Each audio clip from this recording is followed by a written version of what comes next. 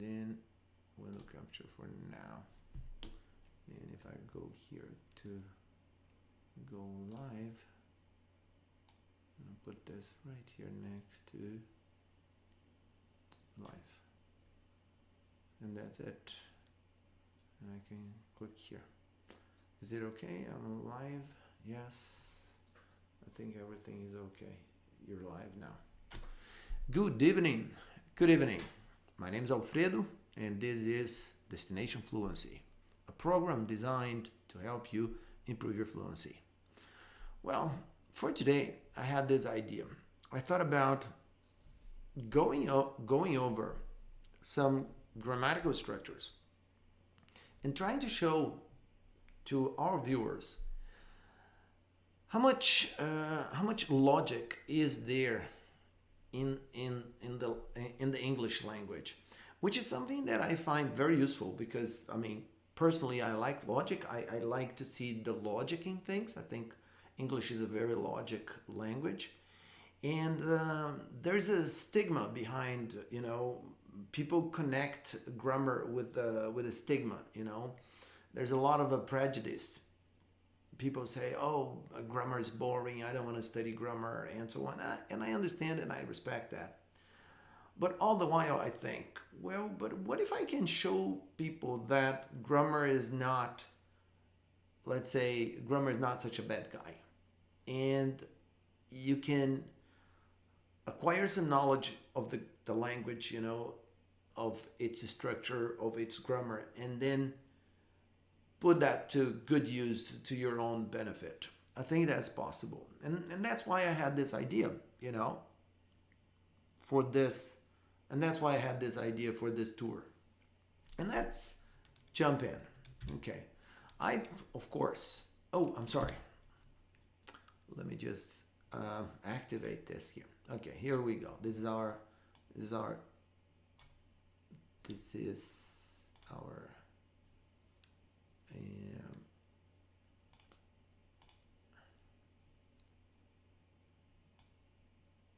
is our grammar tour. Okay, so my nose is kind of yellow now, right? But I don't care, it's not a problem. Okay, so my first note, I don't think it could be anything else. It has to be the verb to be, because it's such an important verb. Okay, so for you, I'm assuming that you're a Brazilian, somebody who's studied the language, you don't have a problem with this verb whatsoever. But I would like to go ahead and, just go over some important aspects of this verb. And I don't know, later when we connect with other things, you may find this useful. I don't know. Let's see. Okay, now the verb to be, what I like to say about the verb to be is this. Well, the verb to be has got two jobs. I'm going to call this two jobs. Okay, let me just go like this. Okay, well, the verb to be has got two jobs. And then you might say, okay, Alfredo, what do you mean by that? Two jobs. Well, let me go ahead and explain to you what I mean. Job number one, it is a verb, okay, with special meaning. Okay, so it means something. Okay, but it's also an auxiliary verb. It's also an auxiliary verb. Okay, but what does that mean? I mean, how does that help me? Well, the auxiliary verb it's a very important entity in English because we use the auxiliary verb mainly for interrogative sentences, and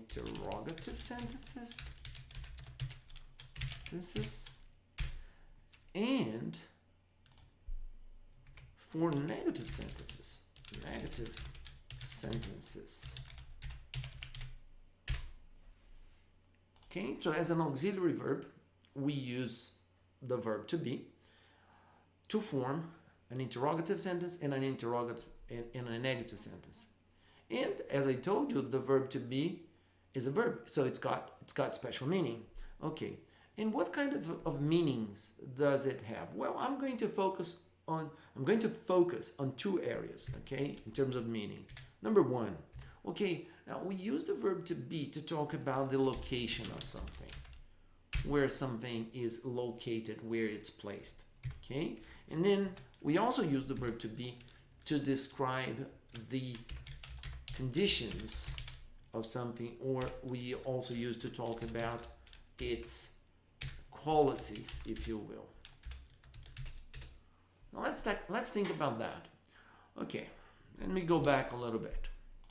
So I said that we were going to do a quick tour of grammar, and then I decided to start with the verb to be, and then I explained that we've got two jobs for the verb to be. One, it is a verb, it's got meaning, and there are two areas of meaning. One, when we talk about the location of something, and then number two, when we talk about the condition, the qualities, the state, and so on. Okay, so let's think of an example of that.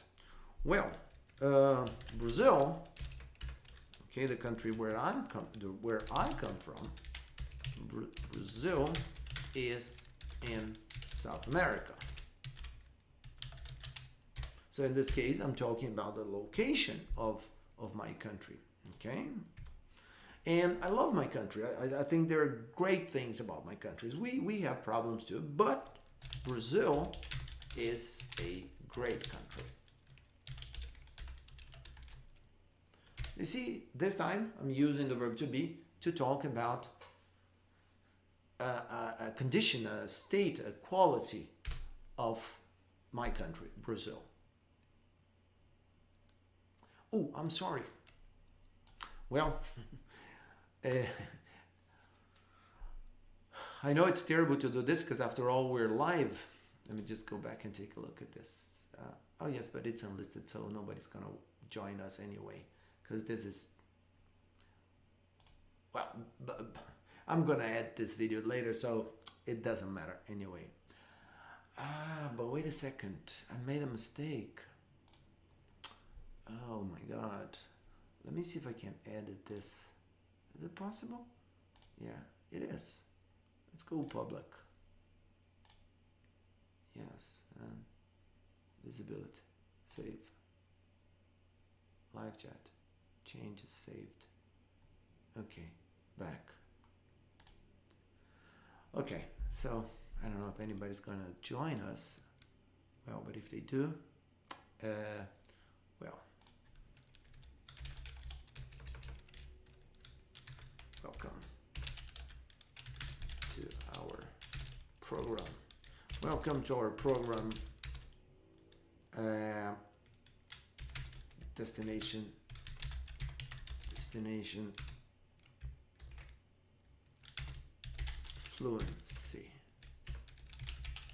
Fluency.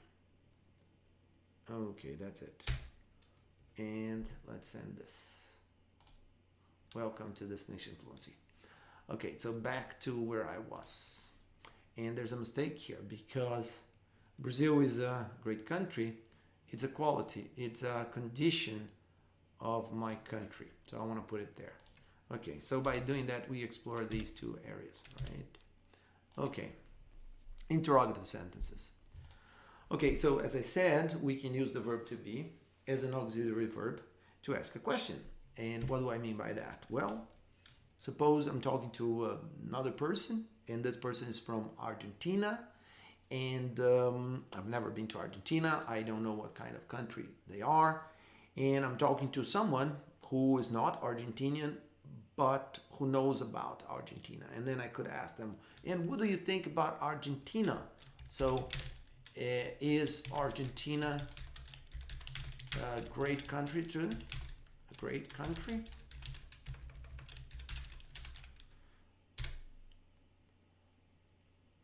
And notice that I started the question with the verb to be. Now, the verb to be must be the first element in the sentence when you form a question. It's very important. So in the very early stages of your learning process, when you're learning the language, you learn this. You learn that an auxiliary verb, one of its main functions is to do that, to signal that you're going to ask a question. And you do that, you signal by placing it in the beginning of the sentence. And so this is an example of an interrogative. Argentina. Okay, so this is an example of an interrogative sentence. Okay, and let's suppose, okay, this is just an example, that this person who has been to Argentina had a very bad experience there, didn't like the country, and this person were to say, well, you know what? Let's be politically correct here, okay? Let's suppose that instead of using the adjective great, let's use the adjective expensive. Okay, I don't want anybody to feel offended that I suggested by saying that Argentina is not a great country. I don't think that's a good idea at all. So anyway, is Argentina an expensive country? So suppose I ask a friend of mine who's been to Argentina this question, and my friend says that it's not. So my friend might say, no, it is not.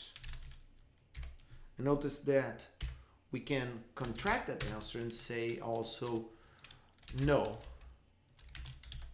it isn't. No, it isn't. Okay, and by saying that, I just explained to you, I gave a very brief, quick, like 3-4 minutes summary of what the verb to be is, does, and so on. Okay, right. And then when I teach, you know, right after I teach this, you know, we have to introduce to our students the other verbs. And normally when I explain this with a map like that, my next topic is, I call this other node the other verbs. Okay, and then when I explain that, okay, I like to do this. Okay, I like to start with a verb that people, I mean, regardless of how early in the course they are, in the early stages, they're familiar with. A verb like the verb to like, for example. Okay, a verb like the verb to like. Because people always talk about things they like. Okay, it's a very easy verb to teach, and students learn this very quickly. Okay, and then when I explain this, I go ahead and tell them, okay, give me an example of something that you like. And then they come up with a sentence like this. Okay, so I like pizza. I mean, most people like pizza. I love pizza.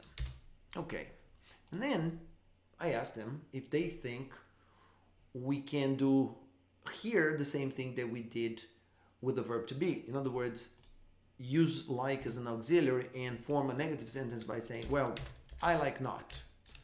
I like not pizza. And then I ask them if they think it's possible to ask a question, okay, doing the same thing, you know, like doing something like this. Okay, like you pizza? And then suggest that we have a negative sentence and also an interrogative sentence. Okay, but then of course, this is wrong.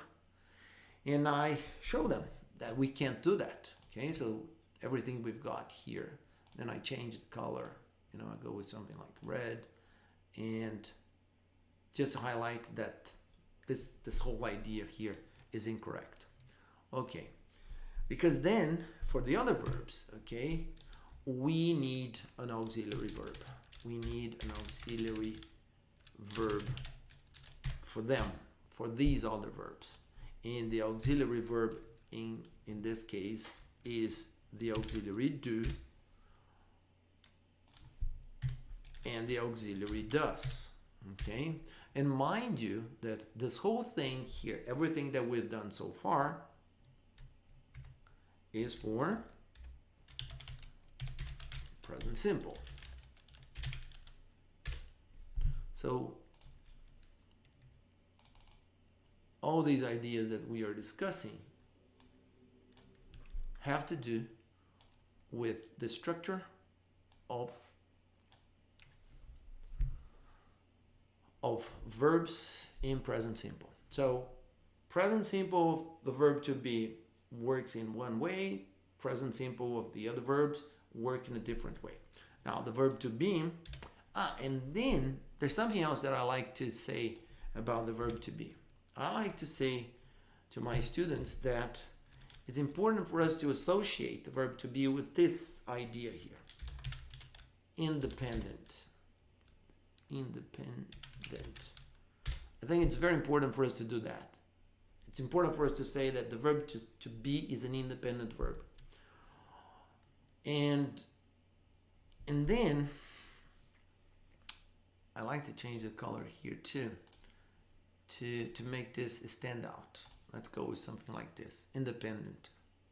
Because you see, later when I explain the other verbs, I do exactly the opposite. You know, I say that the other verbs, they're not independent, like the verb to be, independent. They're not independent. And this could be perhaps in a color like a bright yellow, and the text could be black perhaps.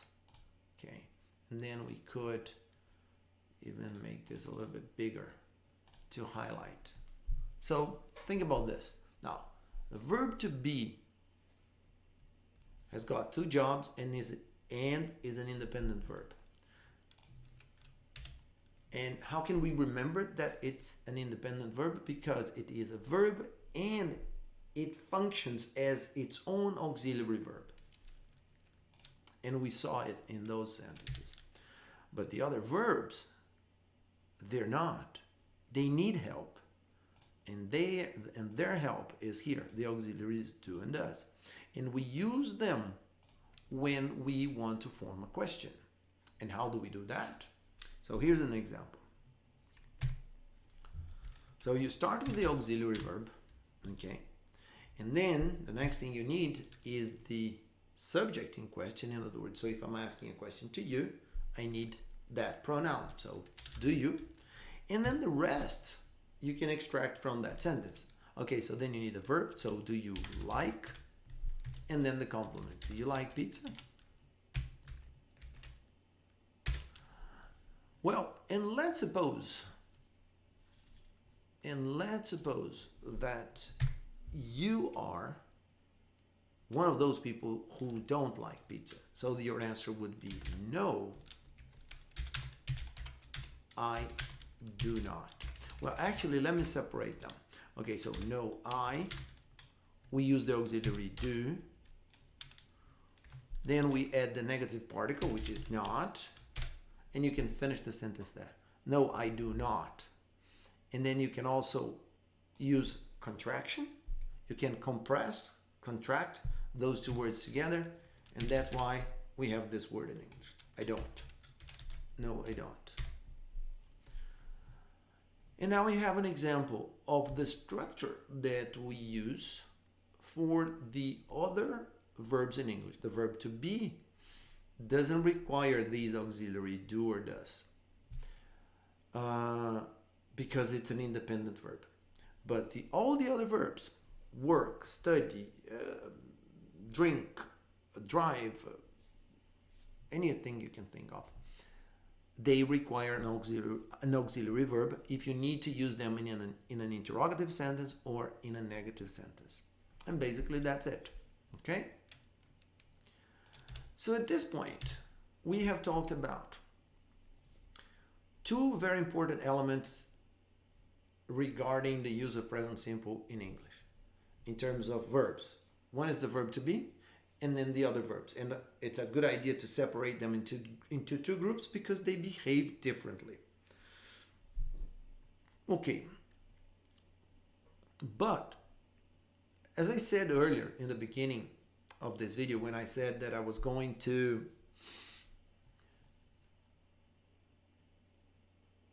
when I suggested that we were going to work on a tour you know, and I would show elements of grammar, and I would try to explore the element of logic in it, to perhaps encourage people to look at grammar in a different way. I mentioned this. I mentioned that there's an element of logic to it, and that's what I want to show now. Okay, so for instance, if this is present simple, okay, let's try to imagine what past simple would look like. Okay, and then what we're going to do is this. We're going to make a copy of this. Okay, and you're going to understand in a minute why I want to make a copy. Okay, so I'm going to make a copy of that, and I'm going to paste it here, and I'm going to link it here, and then I'm going to make all the necessary adjustments. Okay, so my point here, what I want to show you, okay, with this thing that I'm going to do is this: that English, the beauty of English, in my opinion, is that English is a very stable. I think it's very regular. It's got exceptions here and there, but generally speaking, the English grammar is very regular. So think about this. Let's try to reuse the elements which we understood from present simple. Verb to be, now in past simple. Well, what do you think? Do you think that the verb to be is an independent verb in present simple, and then in past simple is not? No, because remember what I said earlier. English is a very regular, very solid, very stable grammar. Does it have two jobs? You know, in other words, does it function like a verb, and it means like the location of something or the condition, the quality of something? Yes, the meaning remains the same. And in the past, does it still function as an auxiliary verb in interrogative sentences and negative sentences? Yes, it does. So you see, everything stays the same. So the only difference, of course, is that now the verb to be is going to have different forms. Oh, which by the way reminds me that I forgot to put them here. Let me do that very quickly. Okay, so as a verb, now the verb to be has got only three forms, okay? And they are am, is, and are. Okay, and now what happens in past simple? Well, it's the same thing. It's got not three, but only two forms. Okay, so if you want to call this irregularity, okay, but for me it's no big deal. Okay, so it's got only two forms: was and were. Okay, well, and then I don't know how you feel about this, but basically speaking, it's because we've got singular forms and plural forms. Was is for singular, were is for plural. But I'm not going to get into that right now, because this is supposed to be a quick summary, and it's supposed to be fast. Okay, anyway, back to where we were.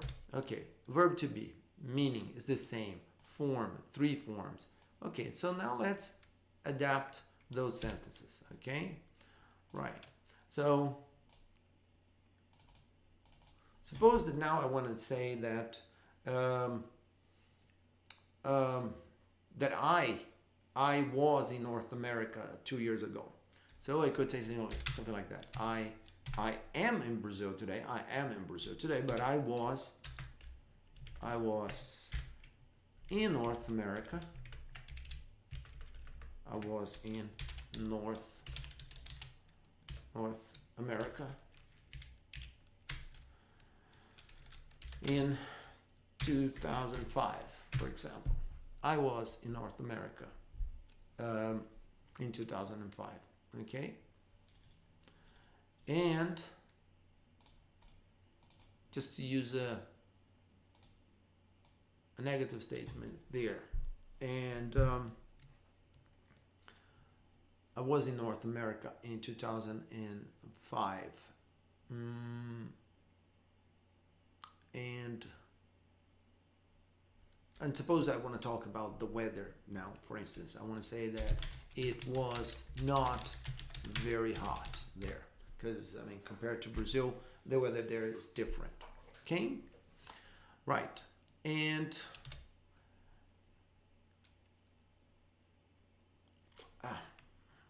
my apologies. Okay, I was supposed to talk about a condition here. So let's go with it was, I suppose I want to talk about a condition. Okay, so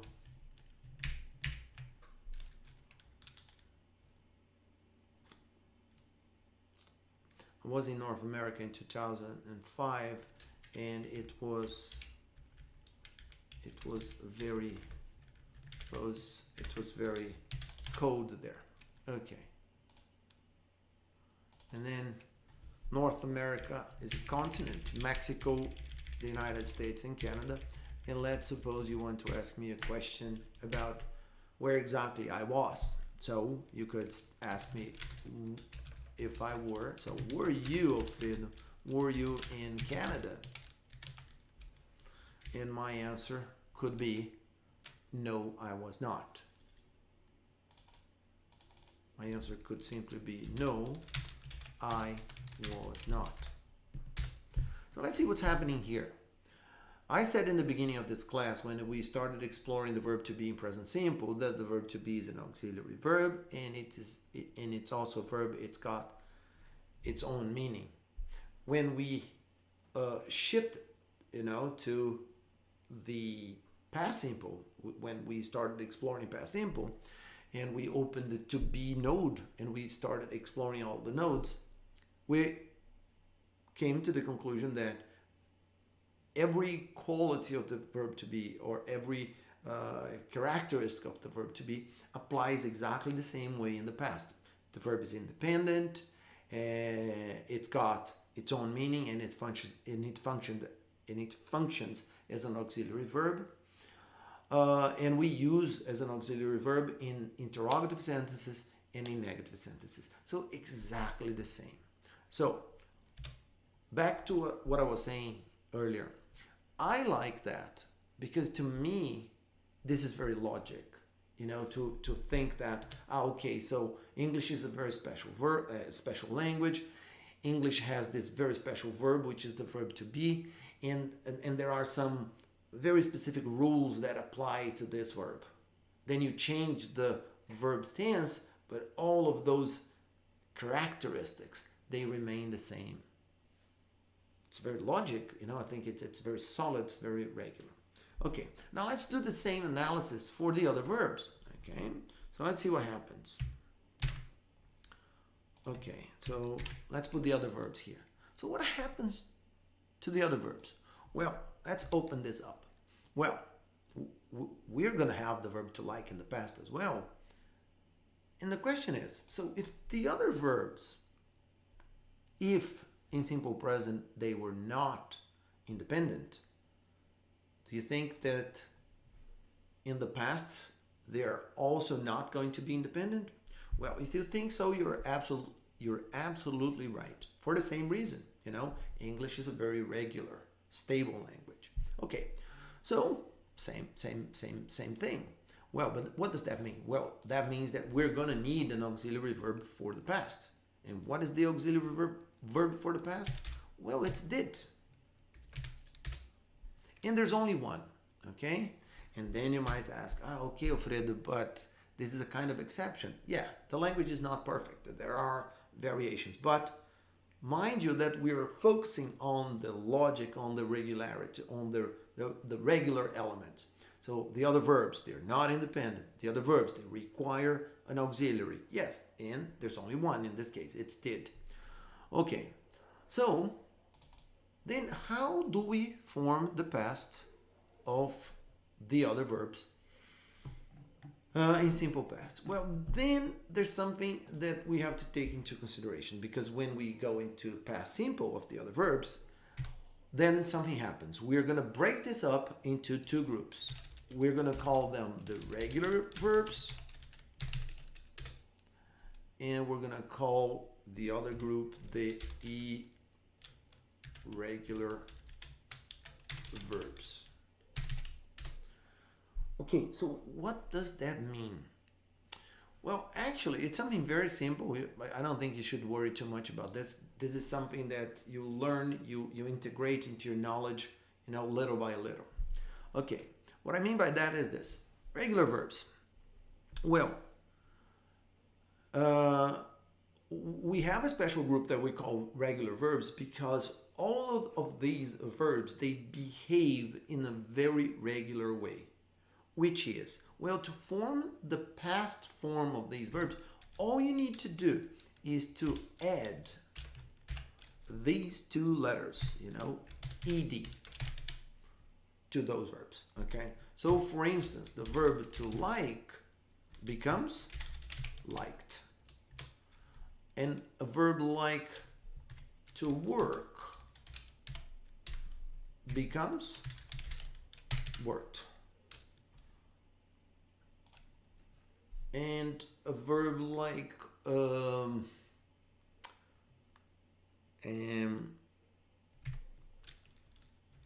go becomes goed. Uh-oh, no, I did this on purpose.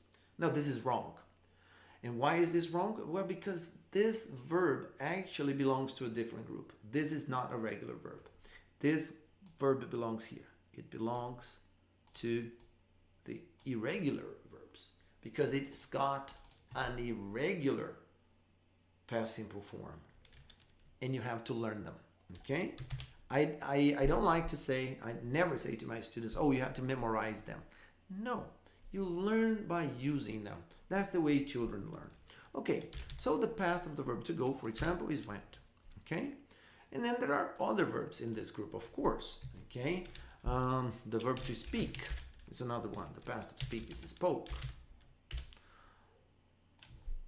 Verb like the verb to fly is also irregular. The simple past form of fly is flew. And so on. Okay. And then we could go back here, okay, and fix this. Okay, so over here we have an affirmative sentence.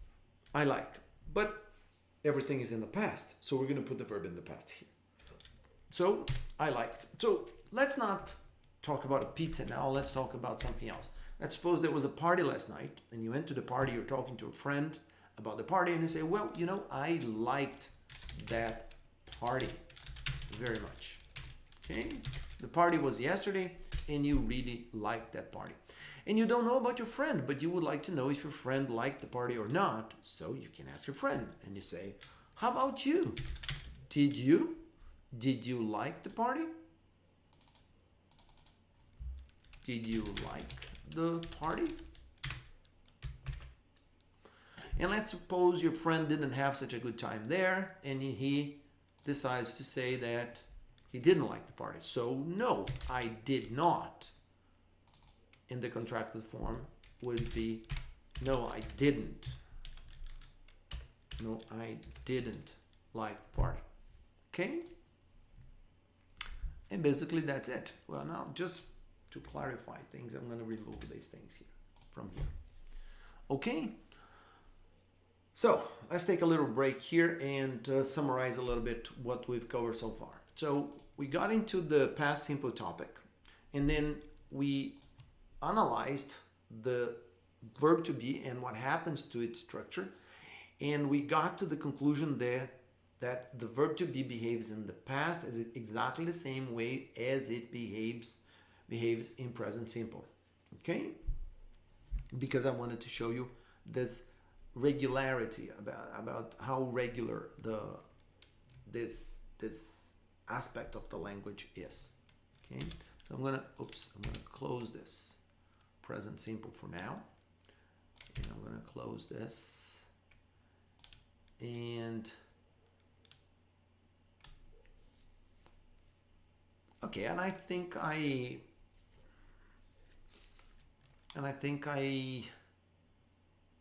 explored this extensively enough.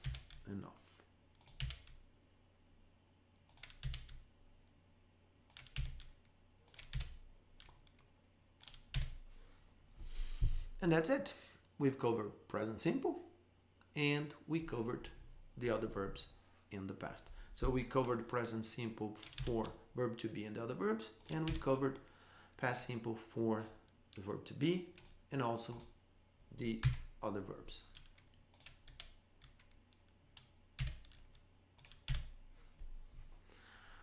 Okay, so in this live transmission today, I think because it's kind of getting late, and I don't want to go much further than 10 than actually. Oh my God, I started at 10 p.m. today. Well, I don't want to go much further than 11 p.m. So I think I know what I'm going to do. Well, now what I'm going to do is this. We're going to take a look at continuous tenses. Continuous tenses in English. Okay. And basically what I would like to do is to connect the idea of a continuous tense first with the present and then with the past. Okay. So in English we have this. Well, I don't know much about other languages, but I think we must have this in every language, okay? But since we're talking about English, let's focus on English. Okay, what is a continuous tense? Okay, well, a continuous tense is also what we call a progressive sentence, okay? Progressive sentence. Why progressive? Well, because it's the verb tense that we use when we want to describe actions which are in progress. In other words, events that are occurring even as we speak. Okay? Okay, and continuous tenses in English, they require a very specific structure. They must contain two elements, and the elements are the verbs to be, and plus the ing form of the verb in question. Basically, that's it. So, what I mean is this. If we're going to form something that we're going to call a present continuous tense, okay, a present continuous tense, okay, a present continuous tense. And if we consider that we're going to have in every continuous tense these two elements, the verb to be plus the ing form of the verb, well, they're going to be present here. So, what does that mean? Well, think about this. If we need the verb to be, and if this verb is a progressive tense, but it's also a present tense, well, that means that we're going to use the verb to be in its present form. In other words, am, is, and are. And what are we going to do with these three forms? Well, we're going to connect them with the ing form. Okay? So an example of that would be I'm teaching English online. This is a present continuous tense. Okay? And you, viewers, you at home watching this, well, you are watching. Or if I'm teaching and you're my student, so you are studying English online.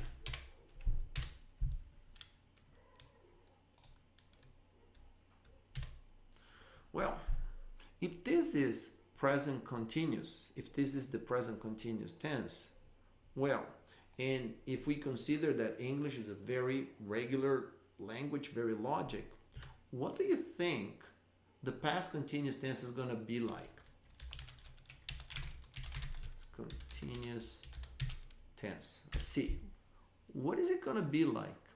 Let's put it down here. Okay. And what do you think? What do you think are the elements that form this? Do you think the verb to be is present? Well, it says there that every continuous tense in English, every progressive tense requires these two elements, the verb to be plus ing. Well, then let's apply that principle here. Well, we're going to need the verb to be. But this time it's a past tense, isn't it? So what is the past tense of the verb to be? Well, we learned in the other section of the class that it's got two forms. It's either was or were.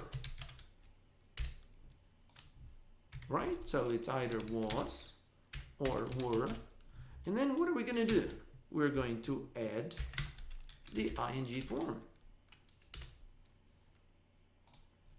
Well, I'm teaching English now, okay? But 1 hour ago, I was watching a video, for example. So I was watching a video on YouTube, for example. I don't know. Okay?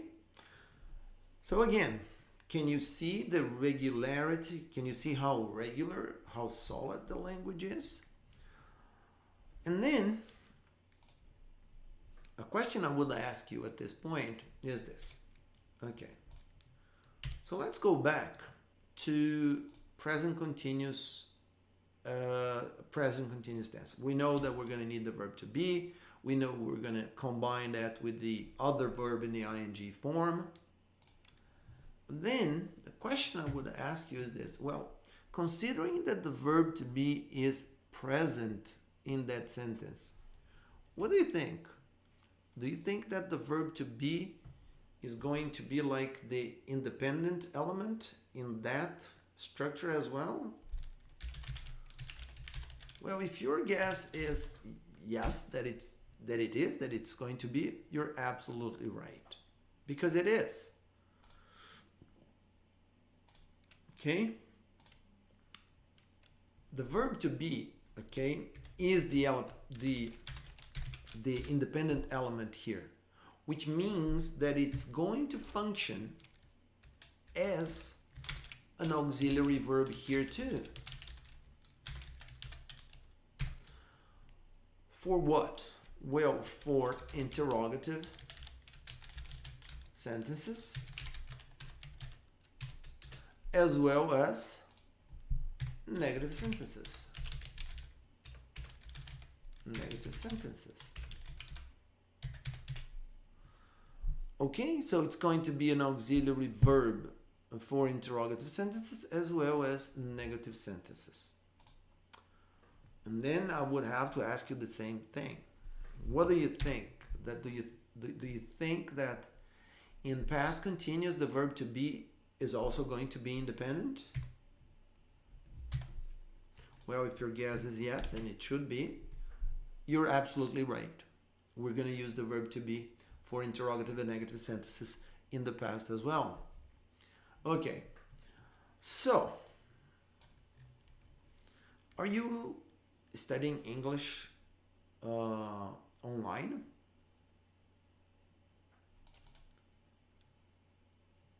Oh, I'm sorry. There's a mistake here. I forgot to include the subject. You are studying, oh yes, of course, it's because I put the subject here. So, I'm sorry, let's go back a little bit. So, you, online. Okay, sorry about that. Okay, so you are studying English online. Okay, then we're going to use the same logic now to form an interrogative sentence. Okay, so for instance, suppose you decide to ask me something like, teacher, are you teaching live? In other words, is your broadcasting taking place right now? Are you teaching on YouTube, for example, a live session? Okay, are you teaching a live session? Suppose you want to ask me this question. So notice that you are using the verb to be as an auxiliary verb in the very beginning of the sentence to suggest that you're asking a question. And if my answer is negative, I would say, no, I am not. Notice that again, in order to form a negative statement, all I have to do is to combine the negative particle not with the verb to be, and I have a negative answer.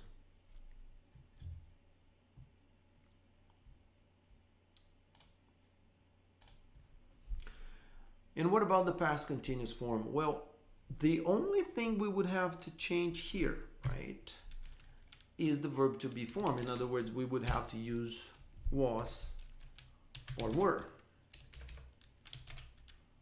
For example, I'm teaching online tonight, but you have no idea what I did last night. So you could ask me and say, oh, teacher, were you teaching live last night, for example? And let's suppose that my answer is negative. So I would say, no, I was not. And that concludes our exploration of the continuous tense, present simple and past simple. In our next live, I'm going to pick up from where we left off here, and I'm going to advance into more sophisticated verb tenses and more advanced structures. I hope this lesson was useful to you. I hope I succeeded in showing you the element of logic and how solid and how regular the language is. My name is Alfredo.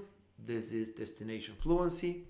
I'll see you again in our next video lesson. Bye for now.